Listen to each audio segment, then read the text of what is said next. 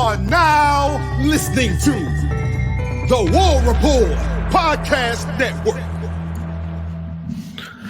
What's up, everybody? Welcome back to the College Loop Podcast, episode 203 of the College Loop Podcast. I'm Dylan Larck, at your boy Tank on Twitter, and I'm here to talk to y'all today about the latest in Auburn athletics news. I'm going to let y'all know some housekeeping. Sunday's live stream, I will be making my predictions for what this Auburn team will look like in the new NCAA 25 game.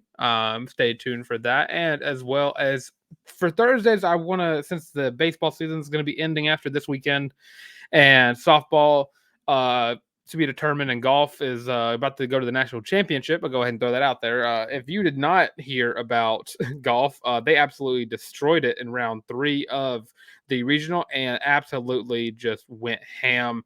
And I believe I'm trying to make sure I get the score right, but I'm pretty sure they shot 20 under, which is just absolutely ridiculous. They are on a tear, especially after going in a round and the regionals kind of down to Virginia, and then they just absolutely went crazy and beat them by 8 strokes. But yeah, huge shout out to Auburn, and women's golf is also out there battling within their regional as well.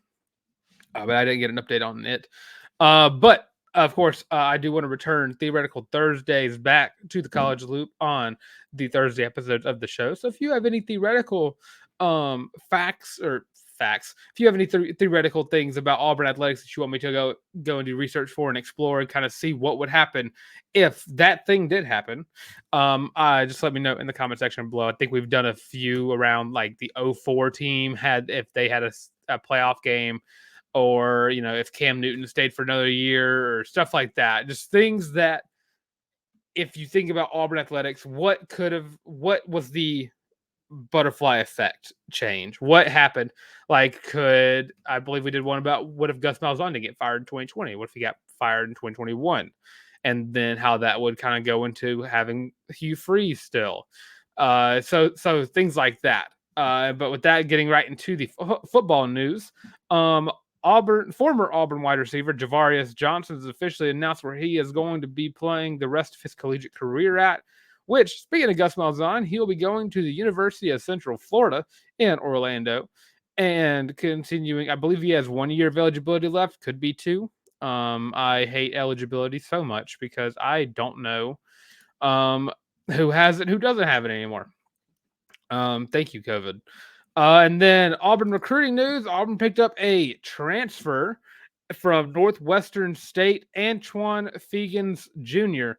announced his commitment yesterday. He is a safety. He originally was a 3-star prospect who committed to Arkansas State, played there for a couple of years, and then transferred to Northwestern State. And then turned around into the portal, comes to Auburn, is going to be adding depth. I don't really see him as a potential starter. I see him more as just a depth, but he does have 3 years of eligibility remaining once he gets onto the Plains. And of course, I think it's going to be a huge get. In fact, in terms of recruiting, because his little brother is actually the one of the top prospects in the state of Alabama. And he's Anquan Fegans, who is currently a 4-star safety for next year's class. So could be a chance to kind of get the brothers back together in terms of just finding another sibling to bring to the team to bring in more recruits. I think Auburn now would have, and 2025 would, at the end of that, Auburn would have Marcus Harris's brother. They would have Keldrick and his brother, Jacaleb, and then you'd have Antoine and Anquan Vegans. So really, really boosting the family aspect of Auburn athletics, which would just be so fun to see. And I mean, if it brings in a bunch more recruits, I am down for that. But huge shout out to Antoine Fegans. I'm going to be messing up saying their names if I talk about both of them. But yeah, huge pickup in terms of recruiting. I don't see him as a starter. Maybe someone who gets in the rotation late, but not someone that will go over Jaron Thompson or Caleb Wooden, Laquan Robinson, and so on. So for Terrence Love, all those guys in the backfield. But that pretty much does it for the football news. But with that, we're going to move on to women's basketball. But before we get into women's basketball, I'll go ahead. It's going to be a shorter show today, just to let everybody know that. Before we get to women's basketball, I just want to go and let y'all know that thank y'all for tuning in to College Loop. I know it's a bit sooner than we usually have this little chat, but make sure you like, comment, and subscribe. Leave your thoughts for Theoretical Thursday ideas, and leave your thoughts on Antoine Feekins coming to Auburn. And as well as that, if you're turning in, if you're listening live, if you're listening on podcast, we want to let y'all know, make sure you just rate it 5 stars, wherever it is that allows you to rate 5 stars for it.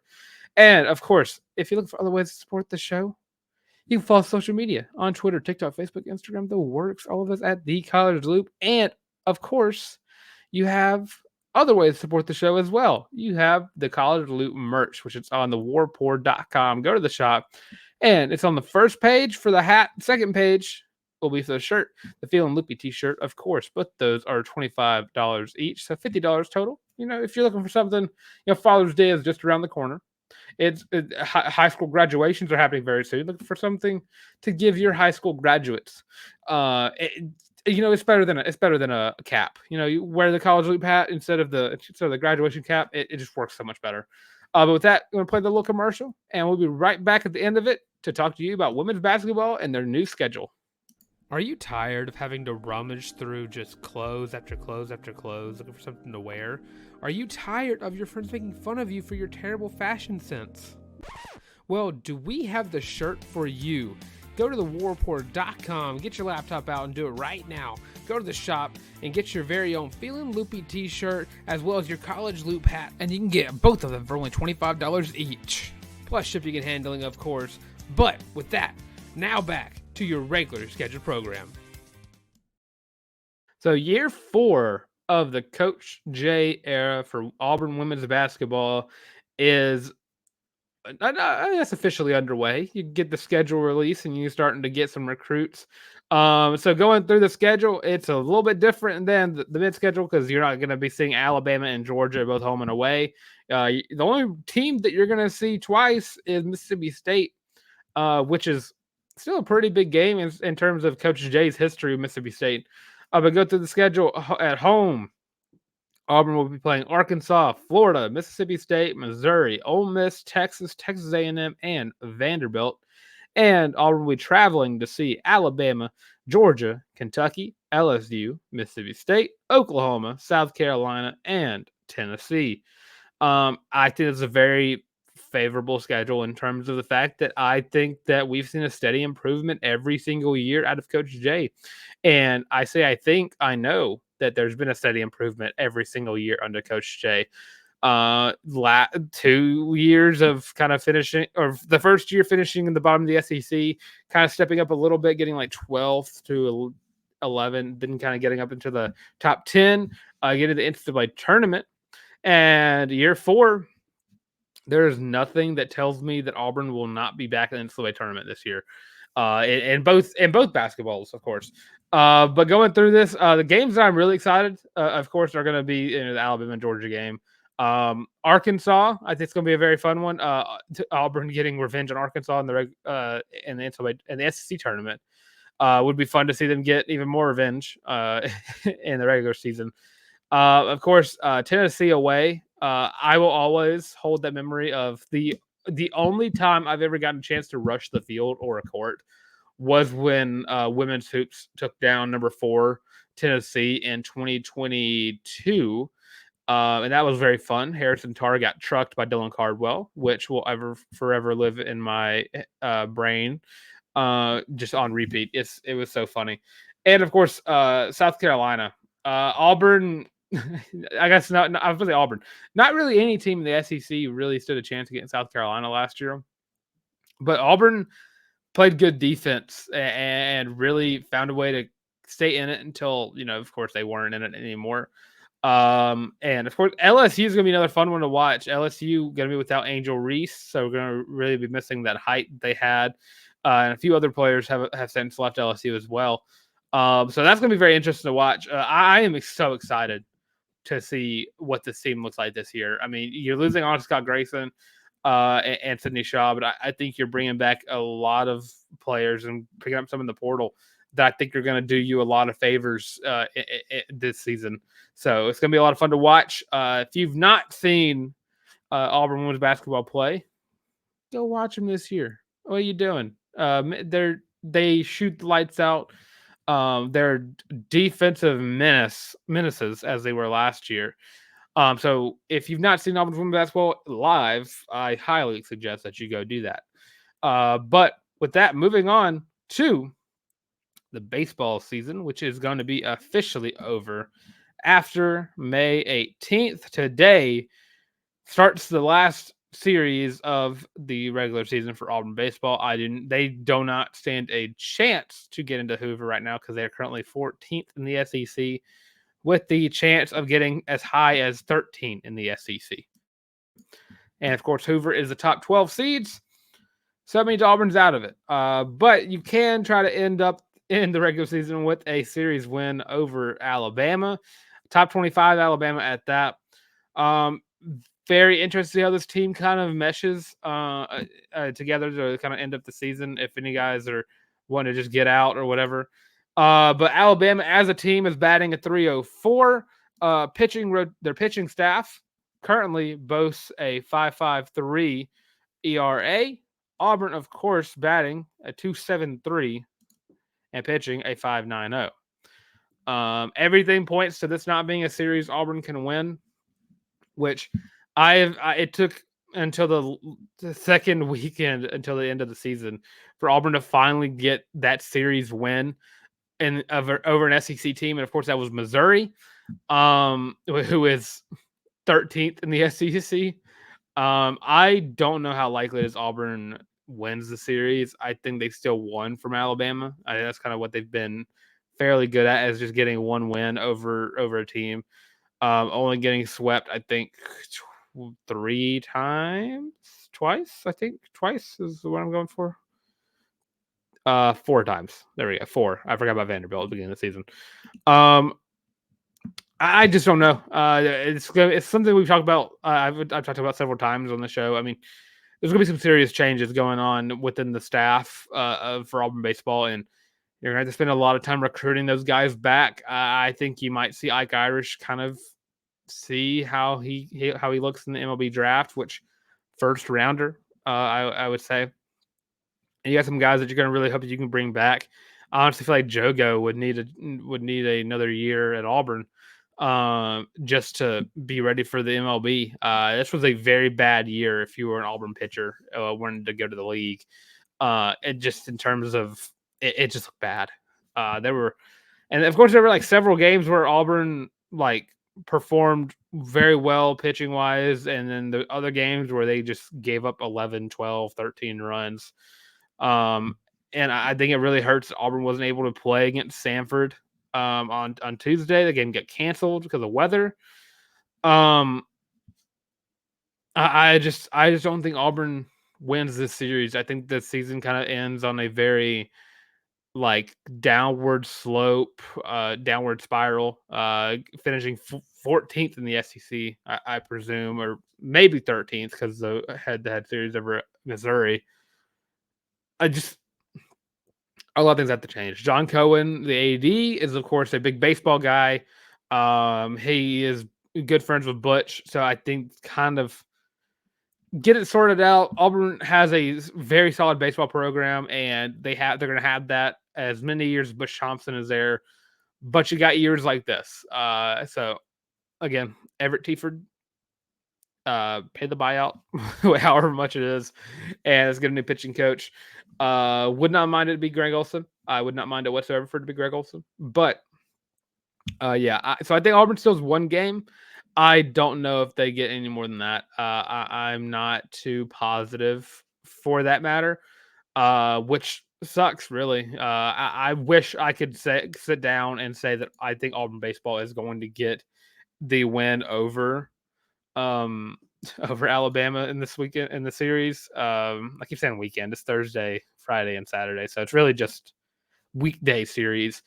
But with that, if you're looking for a team that is in the postseason, tomorrow on Friday, Auburn Softball is starting their NCAA Regional in, of course, Tallahassee, Florida, where they'll be playing against UCF on Friday. And of course, if they were to win, I will post a Saturday episode, or Saturday little short episode, previewing the Florida State regional game that will be going on right afterward, and that game will determine who moves on to the Super Regional. I'm looking at UCF. They're very solid in terms of batting. They are very high octane offense. They bat a 306. They have 38 home runs in the year. They have a few girls who were just. I said that. They have 252 RBIs. They're very solid, a very solid team. And of course, that's why they're where they are. Pitching wise, 316 is what they average as a team. And of course, looking at an Auburn, 249 batting average, as well as 41 home runs. And of course, you have a 2.47 ERA from Auburn pitching staff. Honestly, something in me says I think Auburn will take down UCF. I don't know about the next game. And that's in terms of if Chattanooga were to get the upset, I'd be confident in Auburn winning that matchup. But right now, I think that I would take Florida State over Auburn. But UCF, I think that Auburn matches up pretty well with them. It'll be a nice little warm up for Florida State. Get a chance to see a team that can hit the ball. And of course, you can have Maddie Penta and Shelby Lowe and AB, who's been on a tear as of late. I mean, those three have been the best arms in softball over the past, of the best rotation of arms in softball the past couple of weeks. Oops, sorry. I am so excited to see how this team plays on Friday. I love whenever they are playing at the top of their level. I think that it's a good place for Auburn to be. I would have hated Auburn to have traveled to Stanford. That's where they originally were projected to go. But you're just a state over. So I think that kind of works out well. If you're traveling to Tallahassee, I wish you the best of luck and safety on your travels. And I hope you get to stay there a couple extra days. But yeah, so I think Auburn's going to beat UCF. I think it'll be pretty close. I would say probably by 2 runs is probably where I would probably have Auburn winning. And then, of course, if Auburn were to win that game, moving on to Florida State, I would definitely probably put Florida State over Auburn right now. Because I think Florida State is a potential contender for a national championship. But if Auburn were to get the win over Florida State, that would be absolutely awesome until the Super Regional, where Auburn would have to travel to Norman, Oklahoma to take on the Oklahoma Sooners. And a game that brings back so much traumatic flashbacks to that World Series lost just how many years ago is that now? 2016, I think. Yeah. That would suck. That would absolutely suck because I don't feel confident whatsoever in that Auburn softball, even in their best, will lose to Oklahoma at their best because Oklahoma is just a super team no matter where they are, no matter what they are, what the record is. Oklahoma is not a team that should be trifled with in softball. But I mean, if Auburn loses to Oklahoma, I mean, Auburn football, it's your turn to you got to get revenge. I'm just saying, Auburn football's got to get revenge if Auburn meets Oklahoma and loses in the Super Regional. But of course, that's pretty much it for the show today. It's very, very, very short. We're going to be a little over 20 minutes. There's just not a lot. It's a dead period. I mean, there's about to be one sport that ends. We're still waiting on men's basketball and women's basketball, which are going to be in October. Not October. Yeah, October. I'm stupid. Right. I could be dumb. And of course, Auburn football, which will be in August. Believe me, we'll be talking about Auburn football all through the summer. And of course, baseball is going to be over. Softball, hopefully, continues to be playing. And of course, Auburn golf is going to the national championship. So, looking for teams to support all of them. But really stay stay with the golf team, kind of keep up with it. Because if Auburn wins the national championship in golf, it'd be awesome. It'd be, I'm understating that, because they're just on a tear. They are just the best team ever. I'm already getting ready for the entire Auburn golf team to be in the PGA Tour next year. That is just where I'm at. I am completely booging. I gotta find. I don't see my glasses off the top of my head. I'm trying to get an update on women's golf. Because they are headed to their regional, and I am trying to see if there's. Okay, so let's see. They're in the NCAA championship. They are, as it stands, they start tomorrow. If I'm not mistaken, start tomorrow for the national championship. So both golf teams are competing for national championship. Auburn softball's in the postseason, so plenty of postseason sports to watch at Auburn, which is a nice change of pace from the fall sports and early spring sports, I guess, too. But with that does it for this episode of the College Loop Podcast. I'm, of course, Dylan Larck. You can find me on Twitter at your boy the Tank. It's just right there, at YABOY the Tank. Also have me on Instagram as well at Dylan Larck at DYLENLARCK. Visual reference right there. And of course, you can find me right here on the College Loop Podcast, right here on the YouTube, where you should like, comment, subscribe. Again, leave your theoretical Thursday ideas. And if I like it, believe me, it'll be an episode. And of course, look for us on social media on Twitter, TikTok, Facebook, Instagram, the works. All those at the College Loop visual reference right up there. That's how you spell the College Loop. And of course, find us on audio versions of the show as well on Spotify Podcasts, Google Podcasts, and of course, Amazon Music. And get the merch. Don't forget to get the merch. And with all that being said, thanks for tuning in. You're welcome for a shorter episode. Hopefully, you have a shorter drive than usual. And of course, this has been the College Loop Podcast. Oh, and also, War Eagle.